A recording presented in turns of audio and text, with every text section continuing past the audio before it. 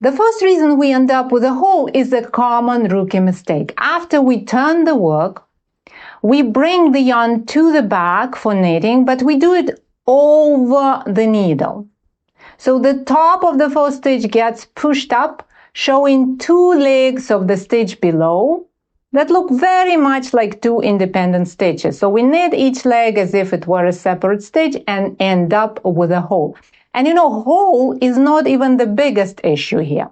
The problem is the hole doesn't come alone. It comes with an extra stitch, and that stitch changes the shaping of the edge. To keep it from happening, never ever move the yarn over the needle. Whenever you need to transfer the strand from front to back and from back to front, move the yarn underneath the needle like this, not over it. And this rule applies everywhere. Don't do it at the beginning of a row and don't do it in the middle of a row. Because if you do, you will make a most common hole making mistake, an accidental yarn over. Most often, it happens in stitch patterns that have both knits and purls. So we would work a purl and then move the yarn to the back of the work to knit the next stitch, but we move it over the needle, not underneath it as we should. We do it over. And then we knit the next stitch and voila, a gaping hole right in the middle of the knitting. After we work a few more rows, this hole will look like this. Not good, right? To stay away from this mistake, always move the yarn underneath the needle, not over it. So if it's in the middle of the row, you move the yarn like this, not like this. And it's not just how we move the yarn that matters. What we do with the needles is important as well. So we may move the yarn correctly, insert the tip of the right needle into a stitch to knit or purl it, then wrap the tip of the needle with the yarn, and then slip the stitch and the yarn wrap from the left needle to the right needle instead of pulling the wrap through the stitch to form a new stitch. If we don't pay attention, we continue to work on our project. And if we are really distracted, we can easily miss this goof and work the stitch and the unpulled through yarn wrap as two different stitches in the next row. And this results in an unwanted hole that's not too big, but still it's there. But most importantly, it results in an extra stitch. How to prevent this issue? Well, avoid distractions, especially if you are a new knitter. Give yourself space to focus on every stitch you make, at least until you build your muscle memory. You see, more experienced knitters rarely make this mistake because their hands know the rhythm of knitting. And even if you're not looking and you have that muscle memory, your hands will remember what they need to do. So until you build your muscle memory, stay focused. The next reason a hole creeps into our project is sneaky. It does not result in a big hole that we can spot right away. Usually the first thing that we notice is that somehow we added one stitch to the work. And if the stitch pattern has a repeat of 2 or more stitches, this imposter will shift the texture completely, messing it up.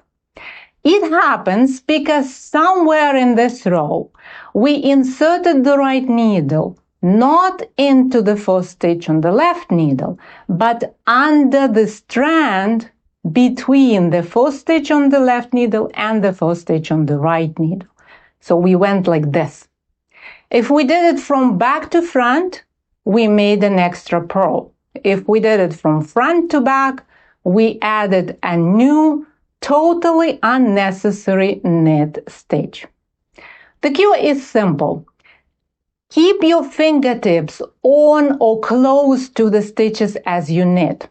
And this way, you will feel when you insert the needle into a stitch, even if you are not looking, even if you are watching your favorite TV series.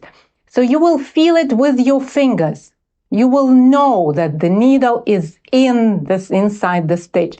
And if you don't feel it, pay attention. Chances are the right needle didn't go into the stitch, but under the strand between the stitches. The next mistake happens only when we need to put the work down in the middle of a row. As we pick up the project again to finish this half row, we can accidentally turn the work and follow the pattern instructions for the wrong side row of the project. As a result, we not only get a huge hole, we also have two half rows that make one side edge of the project longer than its other side edge. That's a big no-no. So what do we do to keep it from happening? Whenever possible, finish a row before you put the project down.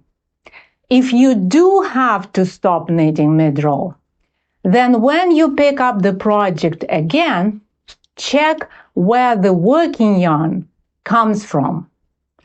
It should always come from the right. If the yarn is attached to the stitches on the left needle, then turn the work.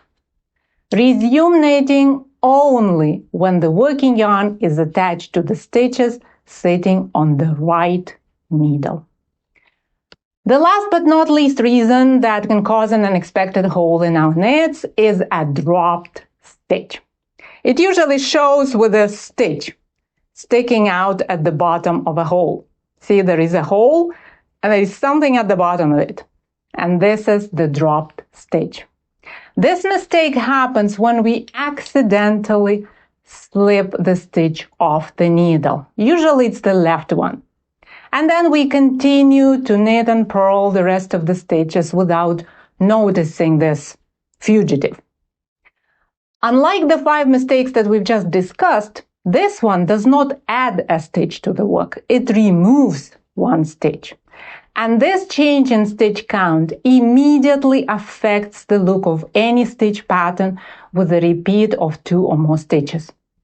Usually the first thing that we notice is that we don't have enough stitches to finish the pattern repeat at the end of the row. And this quick detection is key, because if we notice the problem right away, we can easily pick the dropped stitch and continue to work as if nothing had ever happened. How do we avoid this mistake? Well, it really helps to keep your fingertips on the stitches. In most cases, you will instantly notice when the stitch decides to run away. You will just feel that something is missing over here. And if it happens, stop and pick up that stitch before it causes any problems. Basically, all prevention methods boil down to 3 main ideas.